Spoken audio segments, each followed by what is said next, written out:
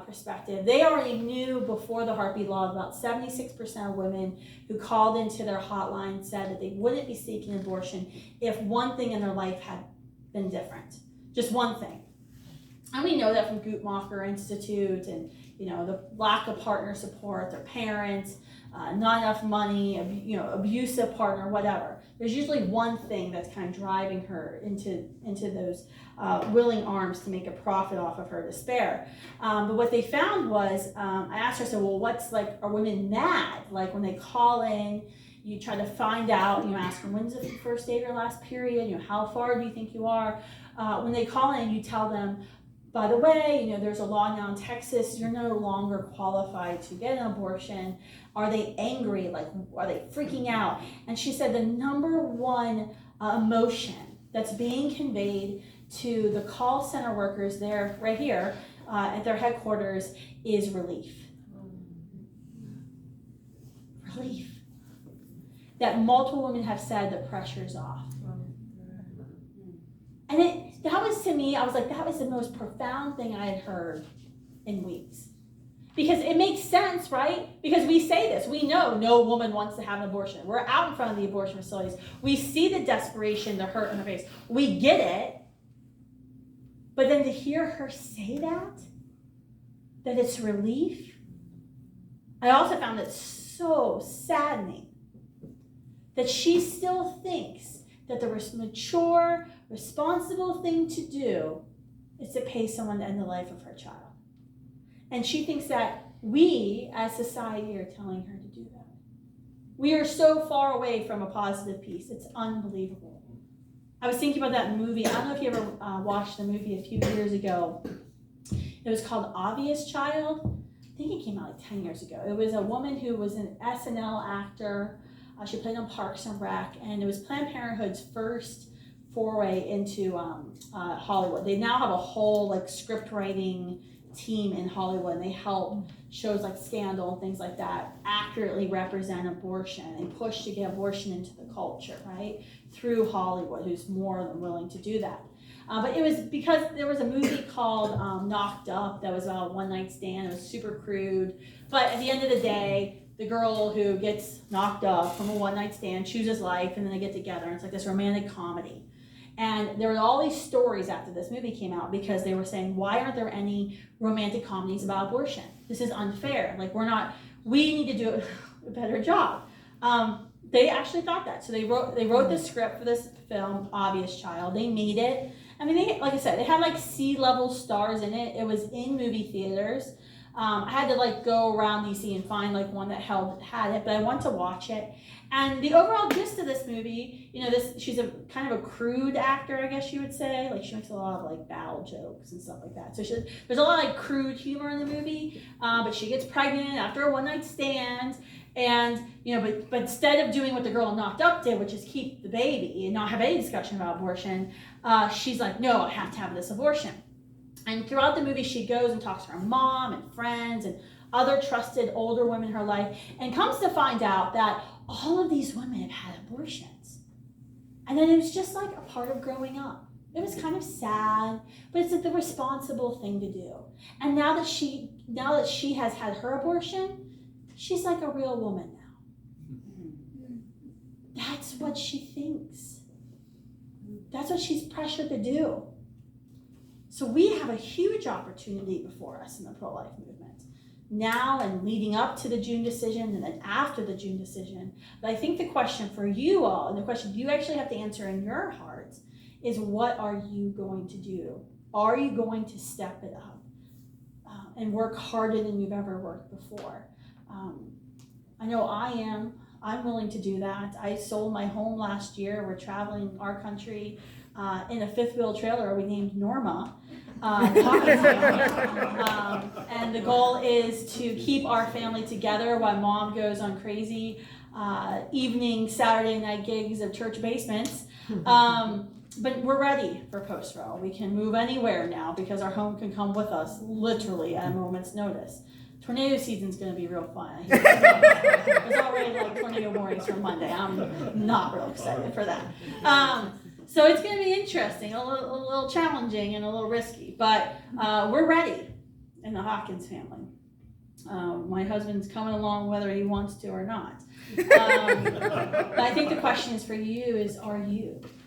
And what decisions are you going to make? What choices are you going to make in the next few weeks that could really help us be that movement shifting, lead this movement into that movement shifting zone where victory is just, quite frankly, inevitable and unstoppable because the momentum is here. I think we are on the cusp of something major. And I think all of us can feel it. I think they can feel it. And so it's now or never, really, I believe. And what I want to see is that positive piece, not just that negative piece, but that positive piece. And so now's time for us to go 100% all in. So, anyone have questions for me? I don't know how long I talked. Oh.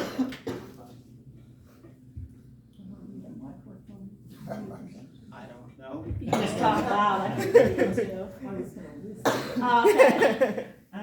I have a question. When you mentioned the chemical abortions, then how big of a role is pharma playing in that? Because there's got to be a money trail, and I do not, and it, you know, that's a huge battle to fight against what's even been going on with COVID and the vaccines, and then we have all of this. So do they have information about who's benefiting pharmacy-wise? I would encourage you not to do a shameless plug, but I'm going to do a shameless plug. I have a podcast explicitly pro-life, and I just did an episode a few months ago with a woman, Carol Novelli. She actually lives here in Denton. And she worked for Mark Crutcher Life Dynamics in her years. That's where I met her, but she now works for Live Action. And Carol is the leading chemical abortion researcher in our country. I mean, this woman, you give this woman like one little clue and she will like find every single trail. And we did a whole episode on where did chemical abortion come from, who makes it, how are they making money. It was fascinating. So I would encourage you to, you can like, iTunes or Spotify, or I even think you can go explicitlyprolife.com, and I think we put them all up on YouTube, so you don't even have to subscribe. If you don't like me, it's okay. You can just watch that one episode. But it's interesting because she talked about Danco. So they actually made their own pharmacy company to distribute RU486 because they knew it was going to be so controversial. So the makers of RU486 that came from, I believe, Germany or France. They actually gave the license to this new entity called Danco, which is Danco only makes one thing, and that's RU486. And so that's, I mean, there's a lot. Like you can even go into now who funded Danco, and like then you get into Buffett, Soros, and all of those guys. I mean, there's also the question of, and I don't think we got into it in the podcast, but the drugs coming from India, because a lot of, the cheaper of chemical abortifacients are coming from India. Now, COVID stopped that because they weren't able to ship the drugs, but there's going to be a lot. And I know Abby talks a lot about, or has been talking a lot recently about the miscarriage management plan that Planned Parenthood will be promoting across the country when abortion's illegal. They'll have a couple of websites where they refer women to that will start the bleeding, will start the cramping, and then she'll simply just come into Planned Parenthood for the completion of the miscarriage that's already been started. And then, then they get their money, she gets the abortion, but yet they never induce the abortion. So that's a little bit for you, but yeah, it is much more evil than I think any of us even think about. And it's going to get, there was an article about two summers ago in the Washington Post, and no one paid attention to it, and I was like, I don't understand why, but Daniel Grossman, who heads up the UCSF, University of California, San Francisco, that's where they are aborting babies and keeping our hearts beating while they dissect them. The same thing during university. I mean, look, this is the most gruesome of the gruesome. They train they're the largest abortionist training school. Grossman actually openly talked about they're going to try to make, and they've been testing a missed period pill because the abortion pill reversal is effective, they obviously banned Heartbeat from even advertising now on Google, abortion pill reversal. We need to, hopefully you guys have signs for that, for the Israelite pointing out in the streets. Yep. But they're trying to get rid of the 2-pill cocktail because that's what allows the reversal to happen. And so they want it to be 1 pill. So they're working on a 1-pill cocktail. So that way there's no chances of reversal in their mind. 2, the other thing they're working on is a missed period pill, which would just be, what's the first drug? Mispristal? Is that the first one, RU46? The one that stops the progesterone? Mispristal? I have it back there. Whatever. The first pill that stops the progesterone release, that would be the pill, that would be what was included in the missed period pill. It wouldn't be the second drug, mifepristone, which induces labor. The goal of that is that she won't have to take an abortion, a pregnancy test. So then she'll never know if she was pregnant. So they can totally bypass I don't want to have an abortion, I don't want to be one of those women who have an abortion. It's just the missed period pill. Did you miss your period? Do you usually have your period on the 15th and it's the 17th? Just take this pill. And I don't know how we're going to stop that. Because that could, I would assume they're going to try to make that over the counter, just like they've done with Plan B. And we all know Plan B can be abortifacient. It literally says it on the back of the box, and then they try to argue that it's not. But it literally says that on the back of the box. May prohibit the implantation of a fertilized egg. I have to argue this with ministers. I'm like, it says it right there. Please go to Google and type in fertilized egg and tell me what word comes up. Embryo. I just did it at University of Miami on Tuesday night when a girl was arguing with me about that. So that's where they're going. If you're wondering, the next logical question is, well, how is Planned Parenthood doing this and still making money? Because they are a money-making entity. And why? Because what's been bothering me is with chemical abortion is they're taking away their money. If they're not doing surgical abortions, like in California, we were fighting against SB 24 and we won for 2 years and finally lost and news came in. Now all the schools, as of next January, will have to dispense chemical abortion on campus. All state college campuses will be abortion sites. We're changing our entire legal structure at Students for Life right now to try to sue the state of California to stop it. But anyway, that's going to happen. Well, how are they going to get money? Well, we found in the law they have to pay a consultant organization to come in and advise from these abortions. That will be Planned Parenthood. So that will be one way they'll continue to make money with chemical abortion. The second way they're going to continue making money is they are going to be becoming the leading distributor, and they already pretty much are, of transgender hormone therapy. So if you ever wonder why, you've always joked in the pro-life movement, why is Planned Parenthood at all these LGBT rallies? No one's becoming parents at these LGBT rallies because it's homosexual sex. And they only treat 18% of STDs they diagnose. So it's not like they're getting rich off of that either. They are now the leading distributor of these hormonal drugs, which, by the way, also fulfills their mission of their founder perfectly, because Margaret Sanger was not, as we all know, wasn't actually for abortion. She was just for sterilization. What do these hormones do to young women and men? They sterilize them. So it actually is more brilliant in terms of achieving their original mission than just giving out abortions.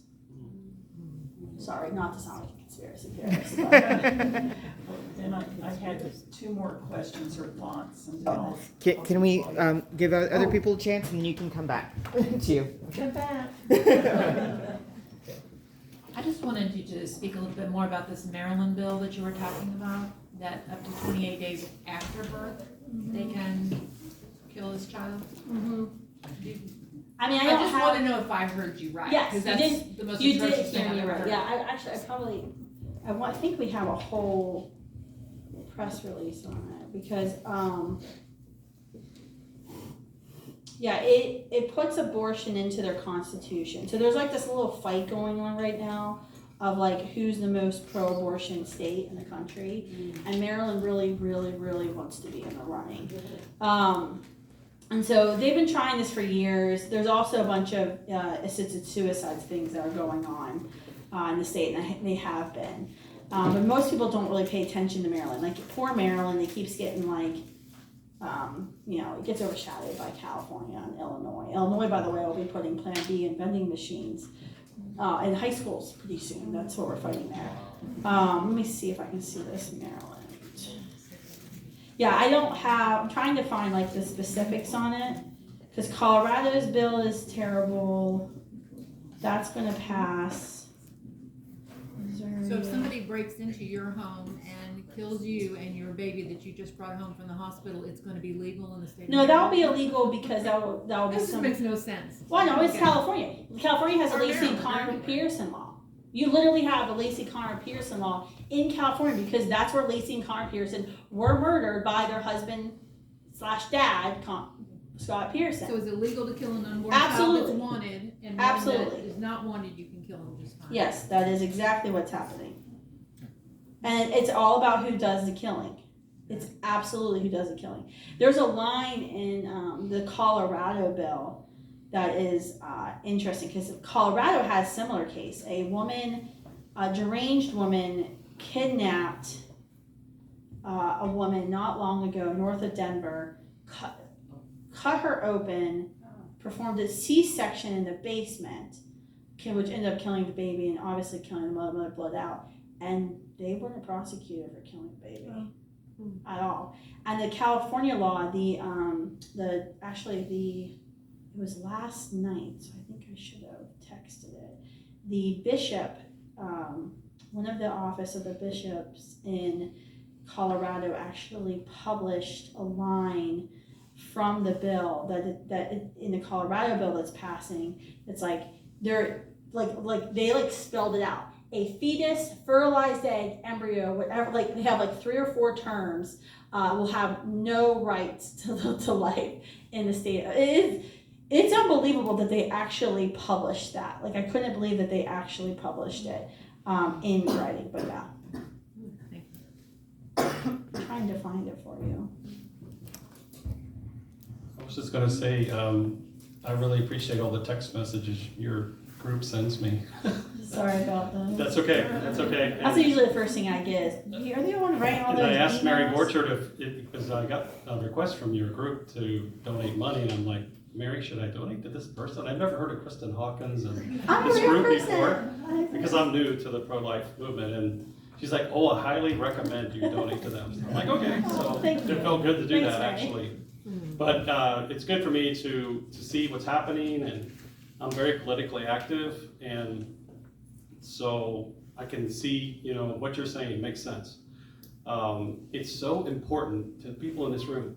Please write your senators. We have 2 senators in the state of Texas. For anybody here, so that's John Cornyn and then Ted Cruz. I call him Ted Cruz, it's easy to remember. Ted Cruz, right? But then also, I live in District 3. That's Van Taylor. Well, it was Van Taylor. Van Taylor is going to be out, right? But I don't know what district you all live in, but just go to their website and hit contact and just type in, I'm pro-life or whatever. Just tell them how you feel and how you want them to vote. Those things are really important. And something else you could do. Joe Manchin in the past has kind of been this moderate guy. He's a Democrat, right? I'm from West Virginia. I know Joe really So- well. So anyhow, I've been writing him. I mean, I don't live in West Virginia, but I write him anyways. And I say, hey, I love how you've saved the filibuster. We could have lost the filibuster, in the Senate. This is a good thing. This guy has been standing up for things. So And don't Yeah. trust him. That's one thing we need to know. I've heard that too. Ted Cruz and I have had a very long and detailed discussion, and the senator's gone through some interesting things that make it very clear that you can't trust him. He stood with these students a couple years ago that were holding an I Stand with Planned Parenthood sign. So we went out in DC and protested him, and he came out and took pictures with our students of defund Planned Parenthood signs, and then we published a picture of flippy floppy Joe Manchin standing with both sides, and the picture is used all the time now. It's hilarious. So he will do wherever the political winds lean him. And then he was going to not run for re-election, but we think he is. So that's why he's gotten really I have done so many press conferences in front of his home offices in West Virginia, Fairmont. It's I know the way there. I know all the blessed places to eat now. I got it all down. So it's very important that we continue to talk to him thank him when he does good things Yeah. and berate him when he does bad things, because he seeks public approval, and he definitely has higher office in mind, but you can't trust him because the people he hires are not good people. I've met them. They're not pro-life people at all. When he does things, it's for a political reason. So, True, sorry to but- burst your bubble on that. But, you know, it's good to encourage him right now so that. 'cause Yes. He's the only roadblock there right now. Yes, so praise it's him like- now, but don't be afraid to criticize him later. I have taken out billboards praising him and also criticizing him in like 1 year at the same time. So, and he really doesn't like when he gets criticized, so that really bothers him. He came through on that last week or last month's abortion, that extreme. He voted law. against it. Right, so he came through, right? He did That's come good, through, yeah. They would have strung him up in West Right, Virginia. I think he was the last hold up on. Yeah, that. him, Kristen Sinema might have voted against it because she has she's very worried about her seat.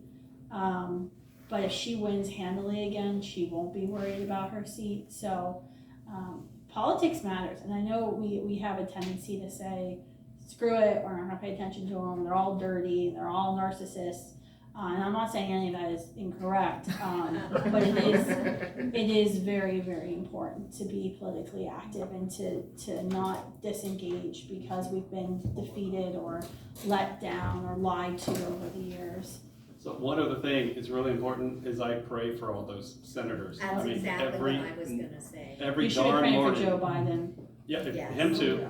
Well, actually, what I do is a little bit different, is I think about like George Washington, Abraham Lincoln, Martin Luther King Jr. Please pray from heaven for our country. Pray for these leaders. Pray for Joe Biden and Kamala Harris and AOC and all these woke, you know what I mean, the BLM and all and the people that are trying to destroy our country. And to pray for Joe Manchin too, and Kristan Hawkins too. That's what I pray for those people every day. So I think it makes a difference. So the next organization I start is like 40 days of prayer for politicians, right? I think that would be pretty significant if you guys surrounded the district offices of these senators and House members and you just pray for them 40 days straight. That would be good. It'd be powerful. I'm getting goosebumps. So on your positive justice line, so, I'm engaged, was talking with a, semi-liberal woman who is, will classify herself as, pro-choice, absolutely, 100%. And then when the Texas heartbeat bill came in and talking with her, it was an interesting conversation because she didn't have any problem with the Texas heartbeat law at all. And, she thought that, once the baby has a heartbeat, you can't kill it. I mean, but I'm pro-choice, meaning, if the woman finds herself, like you said, the Miss Perry pill or something like that, I'm perfectly fine with that. But, once the baby has a heartbeat, no, then you can't kill it, it's a baby. So, I mean, from that perspective, maybe we've shifted the needle over. But, so how to address her perception that it's, and she's coming at it from the position of she wants to help the poor, unfortunate woman, okay? And, it's kind of like, well, under 8 weeks, it's not really a baby, so the woman's unfortunate whatever is more important. After 8 weeks, yes, the baby, so she's kind of drawn the line at 8 weeks there. But so how to address and change her perspective that, maybe like the pregnancy center you're talking. I don't know how to or what direction to take to try to change her mind. So I'm just asking for help. Yeah, no, you're right on. We've been, we have a Dimitri Institute for Pro-Life Advancement at Students for Life where we are doing qualitative and quantitative research on people who drive me crazy. And that would be the mushy middle. I don't like abortion, I wouldn't have abortion, but people, because they drive me insane. Because I'm like, well, how do you not like abortion, but then don't stop it? Because obviously you don't know abortion if you're too lazy to say anything against it. I have a hard time with those people. Pro-abortion people, that's easy. And so we've been researching, we did women And now we're actually halfway done with our men's study. And it's 18 to 34-year-olds, and it's fascinating. By the way, men, you are way more complicated than women. Researchers have been doing this work for 30 years, so this is the most complex project they've ever worked on, because it is we do qualitative interviews, one-on-one interviews that are like 2 hours long per woman, and then we develop themes, and then we create videos, and that's how those 10,000 minds we changed in Dallas came from videos we created from our women's research. Now we're trying to do the men, and the men are just like all over the place. But for the women, it was interesting because in the second phase of research, we had asked about the heartbeat. And hands down, these liberal-leaning, progressive women who wouldn't join the pro-life movement, because the pro-life movement is old white men who hate women, said that they opposed abortion to heartbeat. Now, when you told them when the heartbeat began, then they're like, I didn't say that. No, you like literally already pressed it. Like, yes, you did.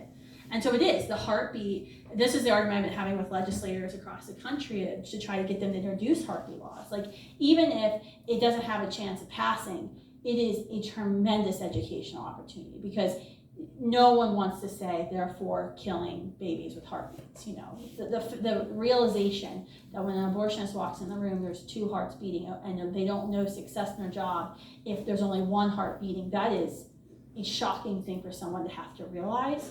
So I do think it's important that we continue to talk about the heartbeat, because it, in a lot of people's minds, somehow that suddenly makes the baby more human. It shouldn't be, because your heartbeat doesn't determine your humanness, by the way. That's really dangerous. But with these people, it's a really great way to start. It's a really great way to have them start thinking of somebody else. So I do think that's helpful to talk about heartbeat. And how early the heartbeat begins. You know, at 21 days, a portion of the heart begins to beat. In 7 weeks, it's 7-8 weeks, it's fully formed. That's why the left has been using the term fetal cardiac pole activity. You know, they don't want to call it the heartbeat because that sounds too human-like, right? But then the other discussion is, and your friend was kind of getting at, was a convenience factor of my life over another living being's life. And we have to be willing to show how we believe no woman should stand alone in a post-Roe America and before Roe is reversed. And that's what we do in the pro-life movement every single day, and what we've been doing, quite frankly, for nearly 50 years. But we also believe women are capable of great sacrifice. And when it comes to a woman who is pregnant, does not want to be pregnant, I think the question she needs to ask herself, or an abortion supporter needs to ask themselves, is, can you not think of anything less extreme to help her or to help you get out of the situation than paying someone to end the life of another human? Don't you think that's a little extreme? I think we need to challenge people when they say, I believe in the right to choose. Yeah. We need to respond back, please complete that sentence, right to choose what? Mm-hmm. And let them just say, and often they won't respond, because then that's when they'll shake, or they'll just walk away. Complete the sentence, right to choose what? And if they don't say anything, including killing of an innocent child, and let them respond. And the other thing that I found that's interesting Would you like to come on campus with me? Sounds like you're ready to go. When they say, well, I'm against abortion, but I don't want to tell other people what to do. Okay, well, let me ask you this. If you were living during the time of slavery, would you have the same response? Racist. I'm against slavery, but I don't want to tell other people. You're racist. I almost shouted at me and then walked out and they don't even listen to my response this week. Right. Well, you need to say that you have darker skin, so keep going. It's just a little bit more melanin, that's all. But you're allowed to say that, I'm not. So I have a question with that. I have a very liberal adult son. Everybody around me is, except my other old ex-sister-in-law. And I tried to tell my son, and I didn't have the right one. The one time when I'm gonna sit down, I don't feel well. Yeah. The Supreme Court, which was it when the Supreme Court decided that a black person was not a person? Dred It's like a Scott. 1/3 of a person. Yeah. Dred Scott. Dred Scott, okay, yeah. I mentioned that to my adult son, this was like 2 or 3 months ago, and he goes, I don't know about that, I'll have to check that out. He doesn't know a lot. So, Yeah, no, we talk a lot about the Supreme Court cases because the reality is the Supreme Court has been wrong many times in our history on a lot of things. I mean, allowing internment camps of Japanese Americans, thank you so much, saying that, you know, black and white couples couldn't get married, allowing, well, by the way, some of the cases haven't even been overturned. So one of the cases that allows the sterilization of people that the state deems unable to have children was actually never even overturned. And so the Supreme Court, it's very difficult because when you have a post-Christian society that we live in, even more people now than ever derive their morality from their legality. And so you have to show them that this is going to be a problem. I think this is something I didn't talk about, I probably should have, is one of the places, you know, the reason why your church needs to be so involved and why you guys are already involved is think about the epidemic of women and men who are going to come forward in June. People who had a kind of a queasy feeling about abortion, had an abortion, have been suffering at home, and have always kind of said, well, it wouldn't, if it was wrong, it wouldn't be legal. And then what will happen to them when suddenly it's made illegal? The triggering that will happen to these hurting men and women. I think it's going to be epidemic levels of women and men suffering post-abortion trauma, people who have been suppressed. I mean, when we are door knocking for our Abortion-Free Cities campaign, I actually had to lower our goals about the amount of doors that we were going to hit because so many people, when we start having a discussion with them, will say, how did you know? How did you know? I've never told anybody. How did you know to come here? And so the conversations we had to go back after the first month and train all of the students and adults. You can go door knocking with us, by the way. We're not discriminatory towards age. You can sign up, abortionfreecities.org, please. But we had to go back and retrain for post-abort healing, how to start the discussion, where to refer. We had to put resources on the literature because so many people were having so many conversations with post-abortive men and women, and that's a huge challenge. Huge challenge. May I just share something? If anyone cares to pray for the Supreme Court justices, there is a movement going on right now, and you can go to I just looked it up. It's dobbscase.com. Monday nights, 15 minutes at 7:30 Eastern or Central Time. 15 minutes, and the Supreme Court justices are prayed for. Marjorie and the SBA team are heading that up. Yeah. And it's phenomenal, so we need to pray for all of them. And I also want to let you know from the perspective, so our organization is Respect Life Ministry for the Dallas Diocese, and I want to let you know exactly what Kristan was saying about how do women know that we're here for them. About 2 years ago, the USCCB, the U.S. Conference of Catholic Bishops, put together a program. It was supposed to be a 1-year program called Walking with Moms in Need, and then COVID hit. So not much happened. But it's now not a 1-year program. It is just an ongoing program, and it's for you and for me and in your parishes and in your churches, or even if, you don't have to be Catholic, but it's in your churches, so that when a woman comes to the church, a member or not, the secretary, the pastor, anybody can say, here are resources for you. We can help you. We will walk with you. We will stand by you. We will help you, because that is what the pro-aborts want. All of a sudden, abortion's illegal in Texas. Okay, you pro-lifers, what are you going to do for these women?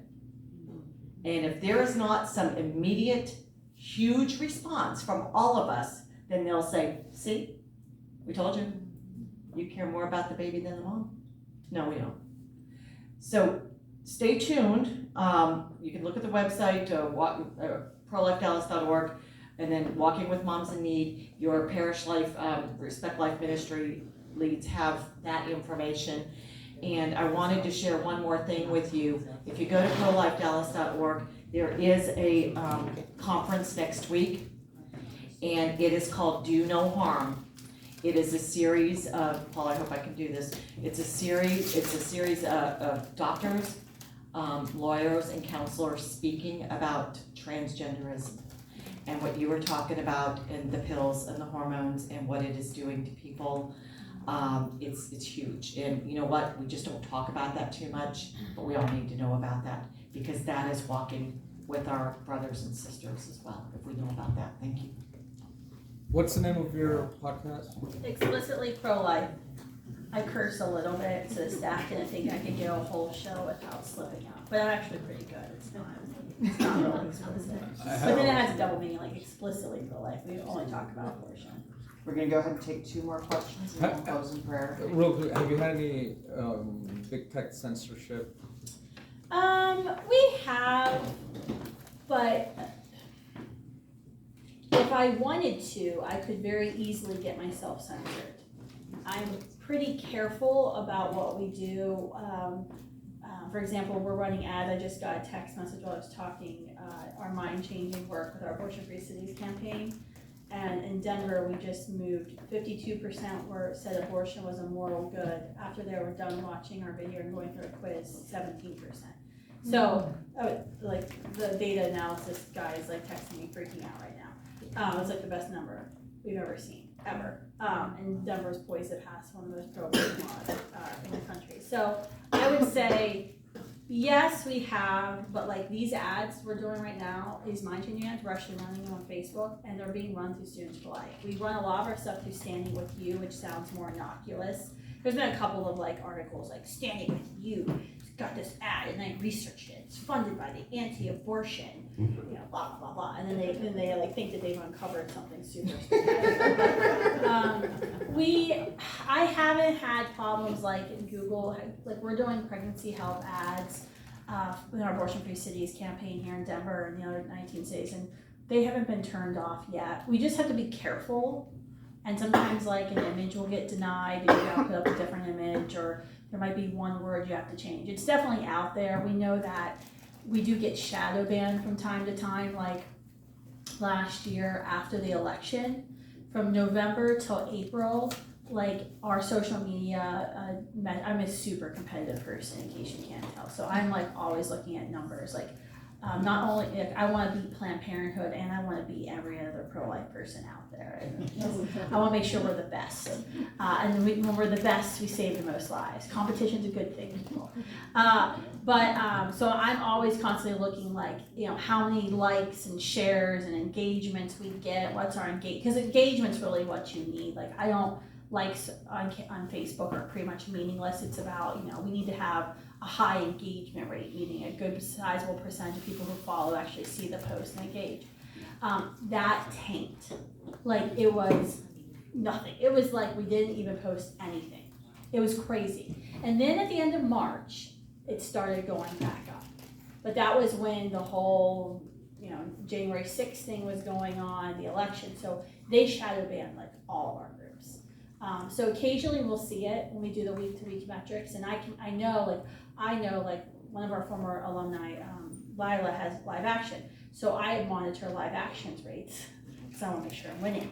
And so, but like I can tell the shadow ban is happening because not only our rates will go down, live actions rates will go down, like life news live rate. So I can kind of see, everyone's numbers are suppressed. There's an organized effort here, so it definitely happens. And that's why, I was having a mentoring call with one of my friends who runs a pro-life organization, and I was really concerned because they spend so much of their money on social media ads. And I'm like, that is like building your house on sand here, buddy. Like, we do spend money on social media to do what we need to do to change minds. And we spend a little bit of money to grow, but that's not, because at a moment's notice, we understand they could turn us off. And we will have no legal recourse against it. So that, to me, that's why text messaging and emails are so much more effective. They're considered more like old school things because young people don't want to read their emails.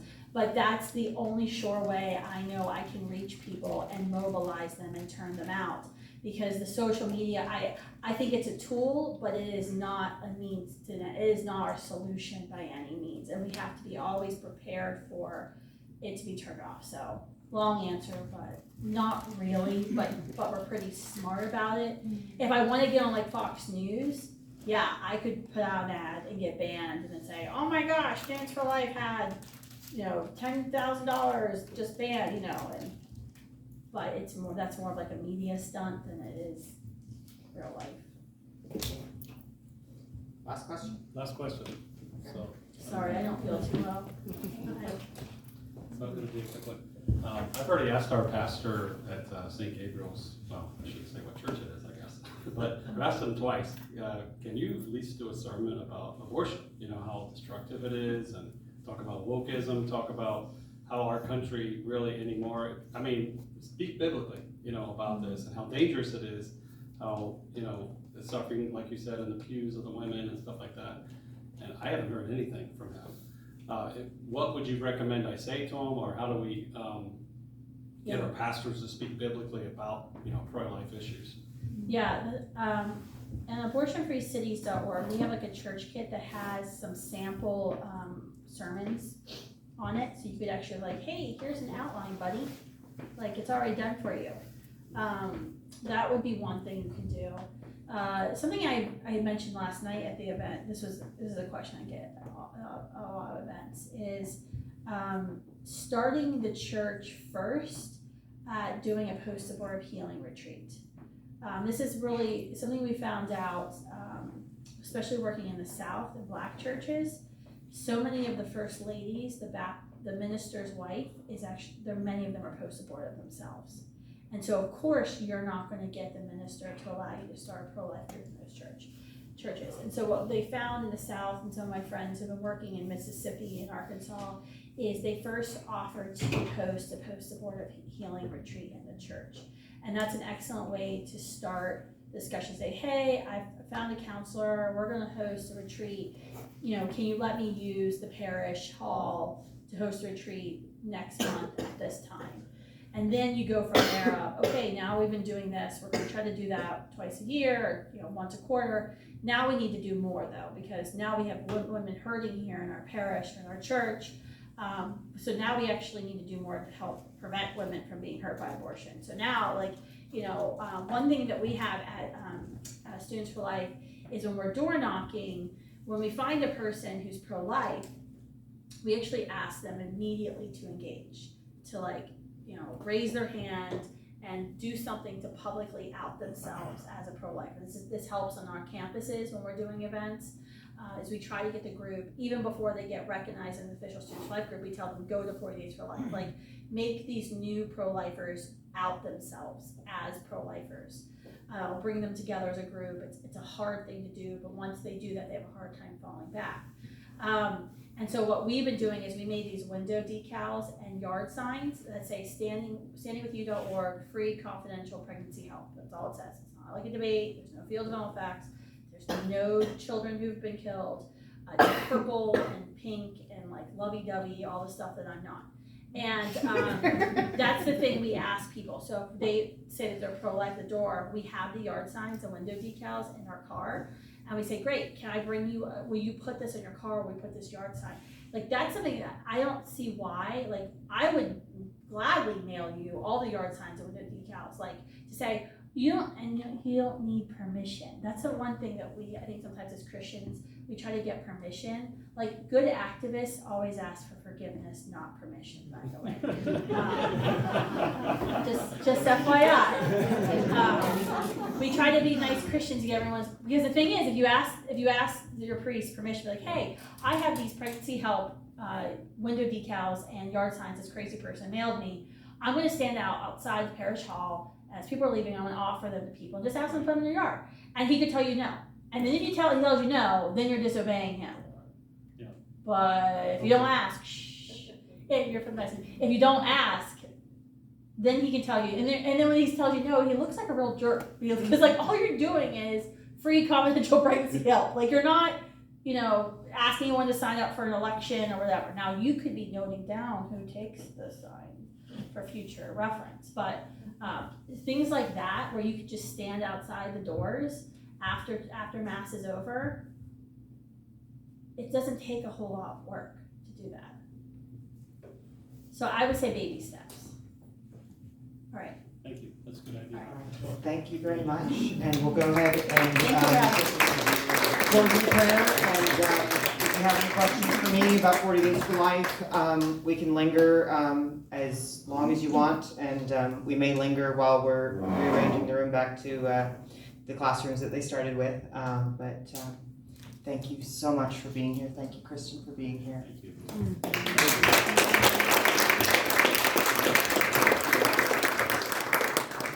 Father, we come before you, and we thank you so very much for this time, this space, these people, for this campaign, this opportunity to share your love, your message of life with our community. We ask that you just be with each and every one of us, that you guide each and every one of us to your kingdom, and that you guide our efforts to bring everyone with us to your kingdom. We ask that you just bless all the volunteers, all those who are praying. We ask that you bless all those that are thinking about coming to join us. We ask that you bless anyone who drives by our vigil. We ask that you bless anyone who comes into the parking lot of the abortion facility. We ask that you bless the mothers and the babies and the abortionists and the workers. We ask your blessing and your guidance, and we pray as you taught us. Our Father, who art in heaven, hallowed be thy name. Thy kingdom come, thy will be done, on earth as it is in heaven. Give us this day our daily bread, and forgive us our trespasses, as we forgive those who trespass against us. And lead us not into temptation, but deliver us from evil. Amen. Thank you all very much. If you are signed up for a weekly hour and you haven't picked up your thank you gift yet, it's on the table. If you've signed up for a weekly hour and it's not on the table and you haven't picked it up, let us know. There's an opportunity to sign up for more hours. There's wristbands, flyers, all kinds of things in the back. And thank you all so very much for coming.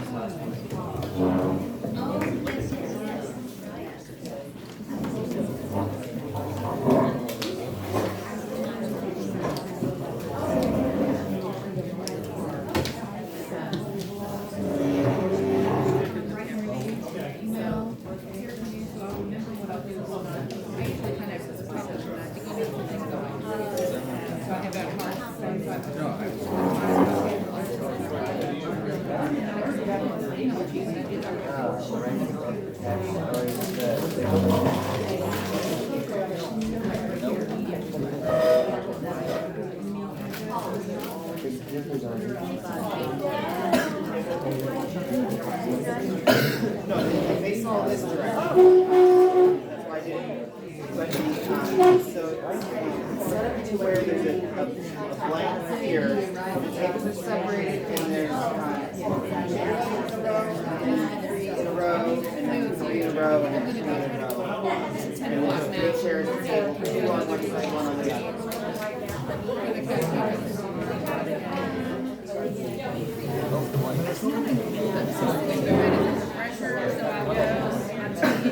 There's 1 in the middle.